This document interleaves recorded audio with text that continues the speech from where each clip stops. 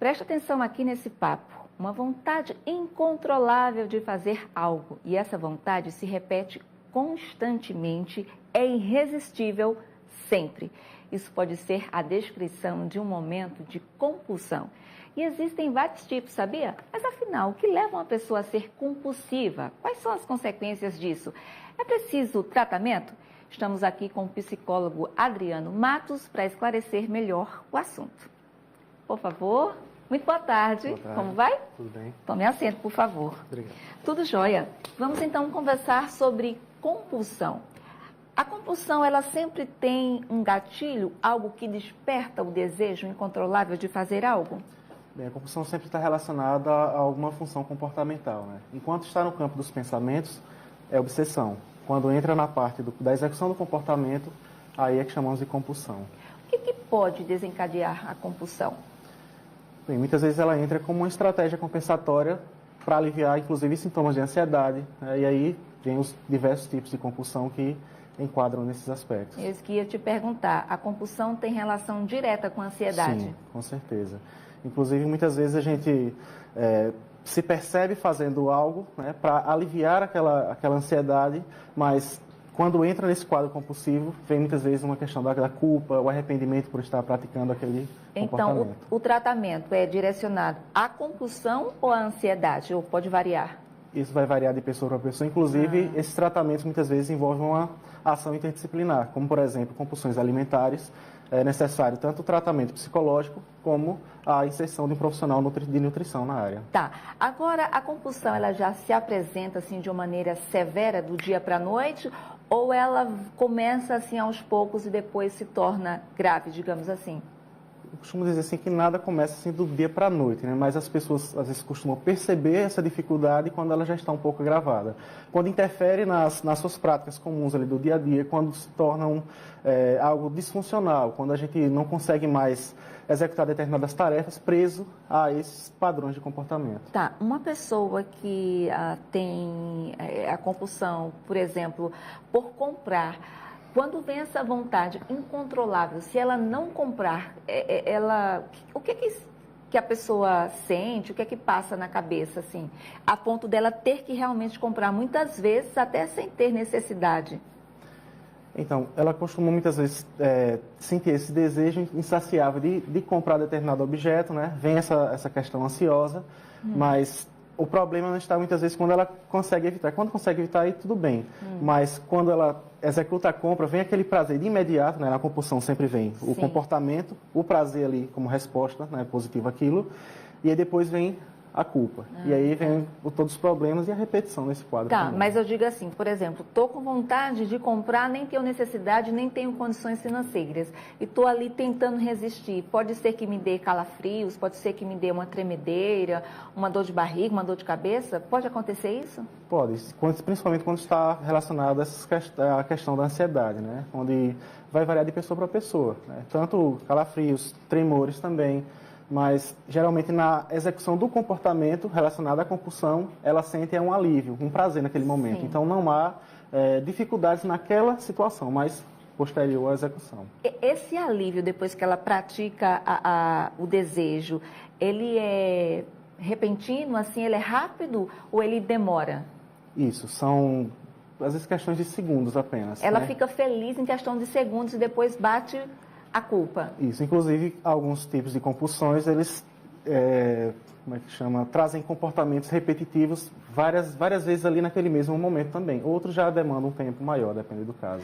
A pessoa compulsiva se enxerga como compulsiva? Ela consegue identificar isso nela mesma? Pode ser que sim. Inclusive, é o primeiro passo para o tratamento, né? Perceber a dificuldade. E aí, depois vem o maior desafio, né? Buscar ajuda. Ah, tá. Como é feito o tratamento? Então, a depender do tipo de compulsão, ela pode ser trabalhada através da psicoterapia, né? E, a depender do tipo também, inserir, né, como, por exemplo, compulsões alimentares, como eu citei, né? O tratamento nutricional também, onde vai ter a orientação quanto a isso.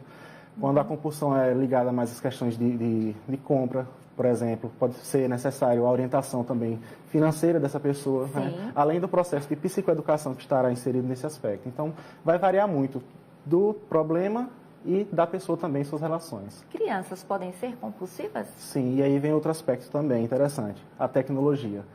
Tem trazido, assim, a tecnologia ela tem ficado tanto acessível para as crianças, mas ao mesmo tempo sem limites. Então, tem trazido muitos comportamentos. Uma dependência. Isso, uma dependência muito forte nesse aspecto. Tá, uma pessoa que não consegue ficar, sei lá, meia hora sem ver o Zap. Enquanto ela não vê ali, ela não olha, não vê se tem alguma mensagem. Se isso se torna assim muito frequente e a pessoa fica aflita, já é um sinal para ficar alerta? Sim, principalmente quando vem esse grau de sofrimento. Né? Quando traz o sinal de sofrimento, quando interfere nas suas atividades. Né? Eu só consigo trabalhar se eu estiver com o celular do meu lado. Eu só consigo executar tal atividade se eu estiver fazendo. Então, quando há essa associação de dependência, aí é para a gente ficar alerta e buscar ajuda. Tá. A pessoa que gosta muito, muito mesmo, assim, por exemplo, de chocolate, enquanto não come, enquanto não sacia, fica a mão coça e tal, é algo orgânico já do organismo ou também se caracteriza como compulsão? Sempre que envolve aspectos neuroquímicos, né, tem a relação comportamental, né, e tem a questão neuroquímica também. Por exemplo, no chocolate tem a substância, né, teobromina, que ele é um estimulante. Né, então, ele acaba trazendo essa sensação de prazer que ajuda a aliviar a tensão, aliviar a ansiedade. Aí a questão é quando se repete muito isso, quando se usa exacerbadamente e perde-se o controle, né, da quantidade que haveria planejado. Geralmente, na compulsão, a gente não consegue ter um planejamento, ou pelo menos a execução daquilo que eu tinha planejado. Extrapola-se todas as regras. Agora, sim, a pessoa, para ser compulsiva, ela tem que sentir vontade para fazer algo assim, é todo dia, toda hora? Como é essa frequência? E aí o que você comentou no início, os gatilhos, né? Algo que venha a despertar esse comportamento, algo que pode estar no ambiente, pode estar em alguma situação, em alguma vivência que eu relacione com isso. Então, não necessariamente tem que ser todo dia? Não. Às vezes, inclusive, o sujeito consegue passar um tempo, né, sem praticar aquela compulsão, mas a frequentar determinados ambientes ou vivenciar situações que tragam associações com situações daquele tipo, aí Entendi. voltam àquele padrão. Então, se eu não consigo me controlar para praticar algo, então isso já seria o início de compulsão. Inclusive, em relação à dependência química, por exemplo, compulsão relacionada ao uso de droga, álcool e outras drogas.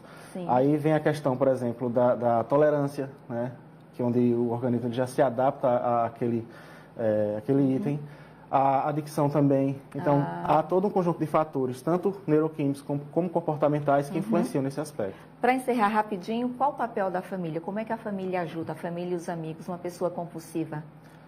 Primeiramente, auxiliá-la a identificar, né? A perceber-se que precisa de ajuda. Né?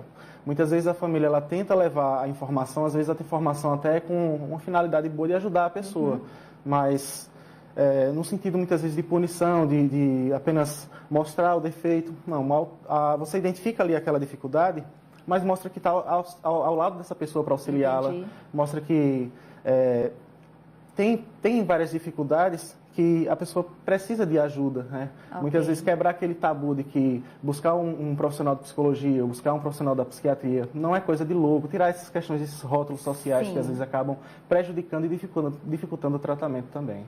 Ok. Gente, Adriano Matos, psicólogo, veio falar sobre compulsão aqui com a gente. Obrigada, viu, pelo papo. Volte outras vezes. Uma boa tarde, um bom trabalho. Obrigado.